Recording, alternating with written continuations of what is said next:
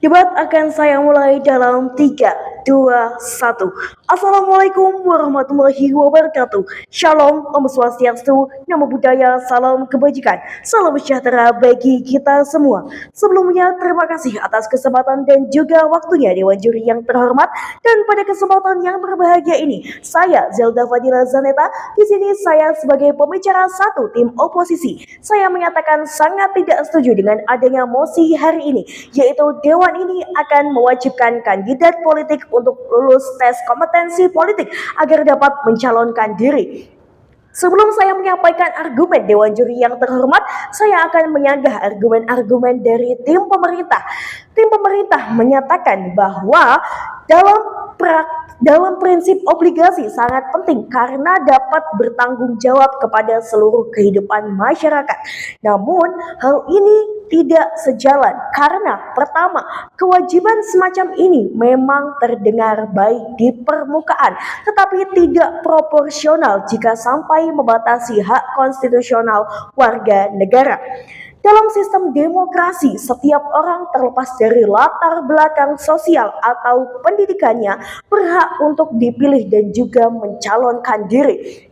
Mewajibkan adanya tes kompetensi sebagai syarat administratif justru membuka peluang diskriminasi terhadap calon dari wilayah atau kelompok marginal yang mungkin tidak memiliki akses pendidikan formal politik. Yang kedua, prinsip demokrasi bukanlah menyaring siapa yang paling pintar menurut standar buatan, melainkan memberi ruang seluas-luasnya untuk partisipasi rakyat. Justru adanya tes ini beresiko menciptakan politik yang elitis dan juga eksklusif. Orang-orang dengan potensi kepemimpinan yang baik namun berasal dari komunitas kecil atau bahkan pedesaan bisa terhambat karena tidak lulus tes. Bukan karena tak mampu memimpin, tetapi karena tidak terbiasa dengan sistem ujian formal. Selain itu, tim pemerintah menyatakan bahwasanya pada praktikalitas dapat membangun kepercayaan publik. Namun, politisi yang lolos tes belum tentu bersih atau jujur. Justru kepercayaan dibangun melalui sistem pengawasan publik yang kuat seperti partisipasi warga, media bebas, keterbukaan informasi, dan juga penegakan hukum. Justru ada resiko elitasi politik dengan tes kompetensi. Kita beresiko menciptakan kelas politik yang baru dan juga eksklusif dan menjauhkan rakyat biasa untuk berpartisipasi dalam sistem demokrasi. Profesor Yudi Latif adalah seorang aktivis dan cendekiawan muda dalam paparannya yang menyatakan bahwasanya kapasitas kepemimpinan tidak bisa diuji hanya lewat soal pilihan ganda. Banyak hal seperti moralitas, sensitivitas, sosial, dan juga kemampuan adaptif yang tidak dapat diukur secara objektif lewat tes akademis. Studi kasus internasional dari Venezuela dan juga Iran, beberapa negara otoriter semu seperti Iran dan juga Venezuela menerapkan uji ideologi dan juga kompetensi untuk menyaring kandidat. Namun, di Iran, kandidat harus lolos seleksi Dewan Garda yang menguji kesetiaan ideologis dan juga kapasitas.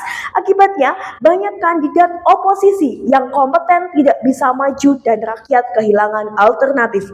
Dampaknya, demokrasi menjadi semu dan kualitas kepemimpinan juga memburuk karena tidak ada kompetisi sehat. Dewan Juri yang terhormat, dengan adanya kompetisi politik terdapat kriteria penilaian yang tidak jelas atau dapat diinterpretasikan secara berbeda. Penilaian dalam sebuah tes tidak selalu objektif, terutama dalam tes yang menguji wawasan kebangsaan, etika, atau pandangan politik. Ada potensi besar untuk penafsiran yang subjektif. Semua jawaban yang mungkin dianggap benar oleh satu pihak bisa dianggap salah oleh pihak lain. Contohnya, pertanyaan tentang loyalitas kepada negara bisa diartikan sebagai loyalitas kepada Pancasila dan Undang-Undang Dasar 1945, tetapi juga bisa disempitkan menjadi loyalitas kepada rezim yang sedang berkuasa. Ketiadaan standar penilaian yang baku dan transparan membuat hasil tes mudah dimanipulasi untuk menyingkirkan kandidat yang dianggap berbeda atau kritis. Selanjutnya, saya akan memaparkan argumen untuk memperkuat posisi saya sebagai tim oposisi. Dewan Juri yang terhormat, adanya tes kompetensi tidak serta-merta menghilangkan praktik korupsi, kolusi, dan juga nepotisme.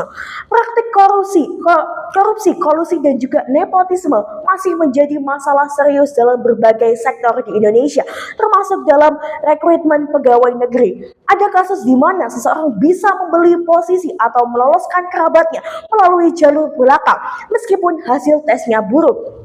Tanpa pengawasan yang ketat dan saksi yang tegas, tes ini bisa menjadi lahan baru untuk praktik suap. Seseorang yang memiliki uang atau koneksi politik bisa saja mendapatkan nilai tes yang tinggi tanpa benar-benar memiliki kompetensi yang diuji.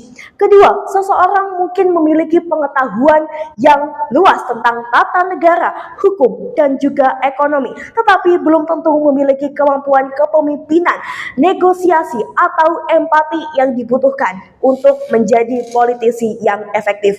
Tes hanya bisa mengukur pengetahuan teoritis, sementara politik seringkali lebih tentang pengalaman dan keterampilan praktis.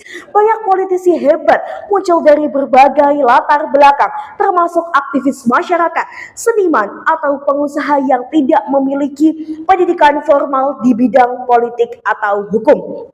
Oleh karena itu, dengan adanya kompetensi politik, apakah standar nasional yang ada sama dengan standar nasional di berbagai wilayah? Dan apakah hal ini tidak akan menimbulkan standar ganda?